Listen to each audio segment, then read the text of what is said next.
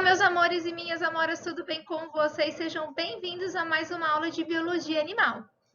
E depois de termos, então, estudado a introdução aos cordados lá nas outras videoaulas, então, se você não viu, você pode parar e ver, porque a aula de introdução aos cordados é muito importante, né? Nós vamos começar a estudar os subgrupos, né? Os grupos que estão dentro dos cordados. Vamos começar, obviamente, por o que a gente chama genericamente de peixes. Por que, entre aspas? Porque do ponto de vista evolutivo, da filogenética, esse grupo peixes não existe. Ana, nossa, mas a gente sempre estudou como peixes? Sim, mas um grupo verdadeiro, de acordo com a sistemática evolutiva, é aquele que compartilha um ancestral único exclusivo. Então, assim, o que nós chamamos de peixes, né? A gente já falou isso em algumas... É isso aqui, ó, peixes. Que eu tô fazendo de vermelho. Ó, peixes. Beleza? Isso é aqui. Quem que é o ancestral? O ancestral mais antigo deles é esse aqui. Esse ancestral é exclusivo do peixe? Não. Ele é do anfíbio, do réptil, da ave e do mamífero. Então, os peixes, né, o grupo peixes que a gente sempre estuda, não forma um grupo monofilético, ok? Então, a gente chama genericamente, mas na verdade, do ponto de vista evolutivo, não existe este grupo. Bora lá, então, estudar sobre os peixes. Aqui, essa figurinha eu gosto bastante dela, se eu não me engano, é de uma questão do Enem, tá? Então, nós temos o ancestral aqui dos cordados, lembrando que a gente tem outros grupos, né? O cefalocordado, os urocordados e os craniata. Então, agora a gente está falando só dos craniata, ok? E aí, nós temos o que a gente chama de peixe, dividido em 3 grupos. Os peixes sem mandíbulas, que são os agnato, e os peixes cartilaginosos e os peixes ósseos, que aqui, a partir daqui, vai ter as maxilas.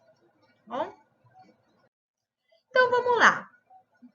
O primeiro grupo de peixes que nós vamos estudar são os agnatos. Os agnatos são os peixes que ainda não apresentam mandíbula.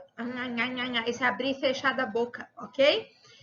Nós temos 2 grupos, então, as feiticeiras e as lampreias, tá? Observe que, eu já falei isso na outra aula, a feiticeira só tem crânio. Quem vai começar a apresentar vértebra, olha, a vértebra aqui é só a lampreia, uma vértebra rudimentar, tá? E aqui, então, algumas características, tá? Não tem muito o que falar, né? Os agnatos, sem gnato mandíbula, então, agnatos são sem mandíbula. São também chamados de ciclostomados, tá? Círculo, estoma, boca. Por quê? Porque eles têm uma boca circular. Olha essa bênção aqui da lampreia. Olha essa figurinha em cima de mim aqui, ó. Né? Então, a boca é circular, ok? Eu coloquei aqui, nem vi.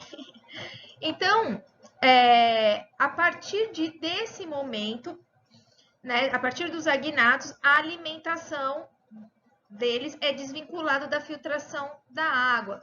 Lembra que as fendas branquiais tinham um endóstilo que servia para alimentação. A partir de agora vão surgir as brânquias mesmo, né? E essas brânquias só vão ser destinadas para a respiração, ok?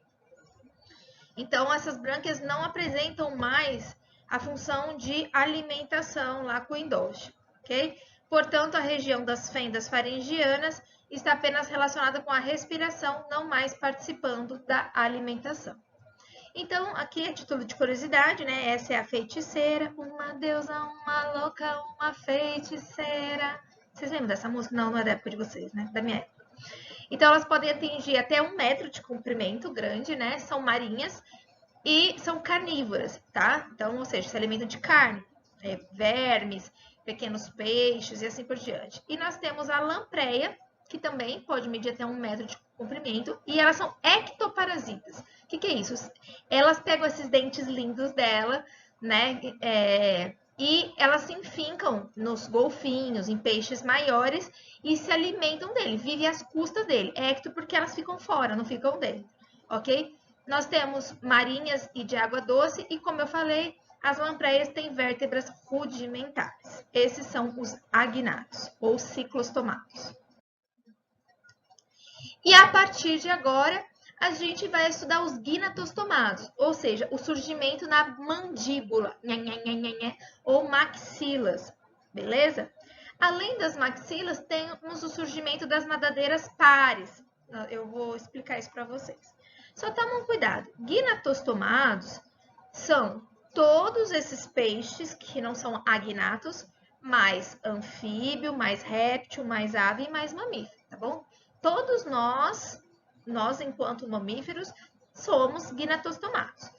Dos gnatostomados, nós vamos dar os peixes. Os peixes são divididos em dois grupos. Os peixes cartilaginosos, que são os condrícteis, esse daqui, tubarão, ó, arraia, e os ósseos, que são divididos em três grupos que a gente vai ver, tá bom?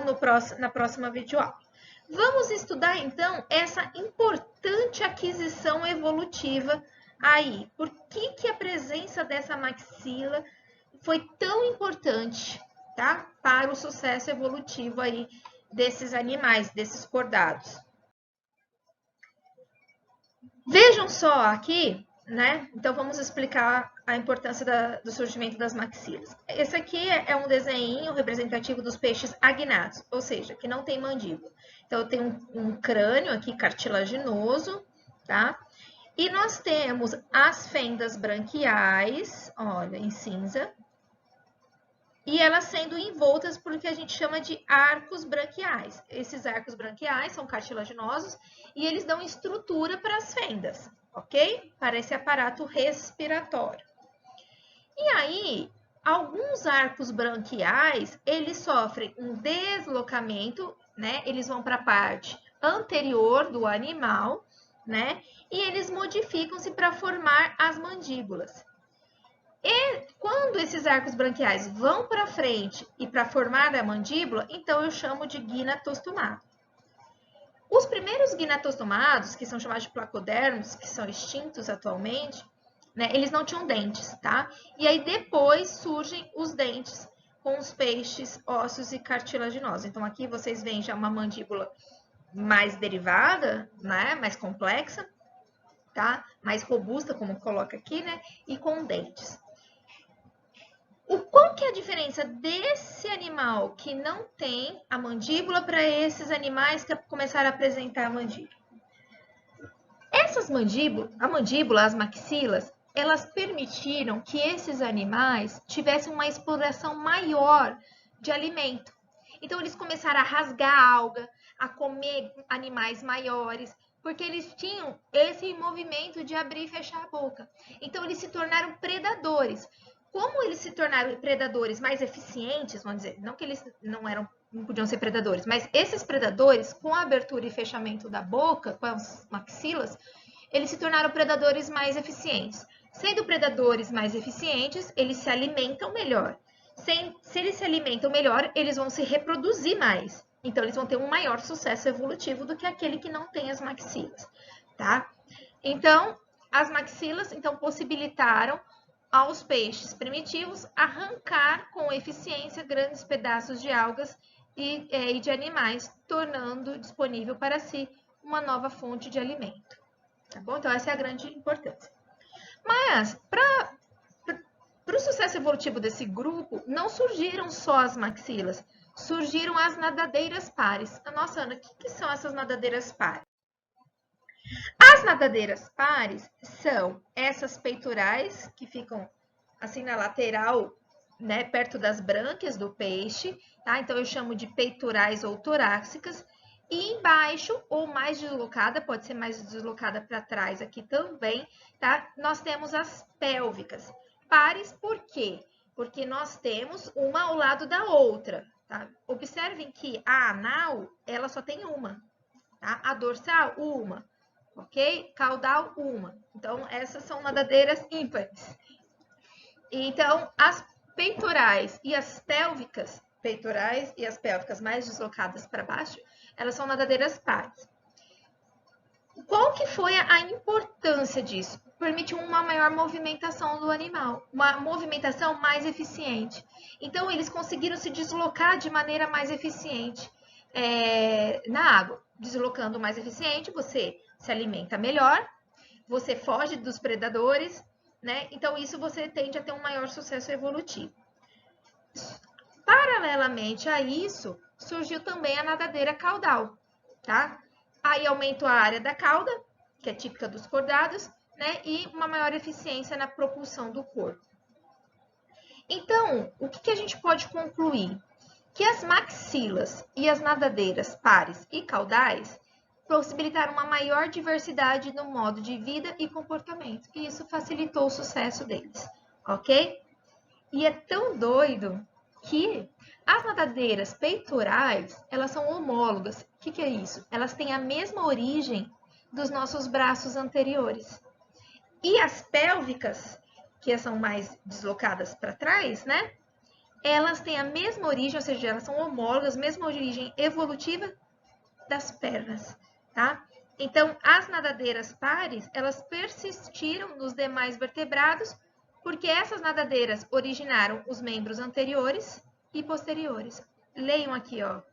A peitoral é equivalente aos membros anteriores, aos braços, e a pélvica aos posteriores. Então, olha como foi importante o surgimento também dessas nadadeiras pares.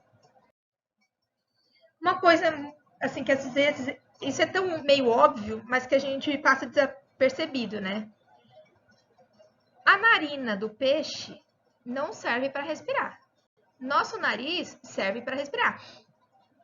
O peixe não, tá? Por quê? Porque o oxigênio da água, ele vai entrar, o oxigênio dissolvido na água vai entrar pela boca e vai passar pela brânquia. A brânquia é o órgão de respirar. Observe que a narina, ela não tem comunicação com a brânquia, por enquanto, tá? Aí você vai falar assim, nossa, Ana, então para que serve a narina se não é para respirar? Serve para cheirar, tá? Serve para olfato. As narinas têm células quimiorreceptoras que o que acontece? As narinas vão auxiliar eles a obter alimento, tá bom? Então, as narinas nos peixes não estão relacionadas à respiração, somente ao olfato. E depois, então, né, de termos falado sobre os agnatos e dado a característica dos gnatostomados, que são, né, o grupo que vai começar a apresentar mandíbula, a gente para esse vídeo e começa no próximo falando dos condrícteis, que são os peixes cartilaginosos, como os tubarões e as arraias. Até lá!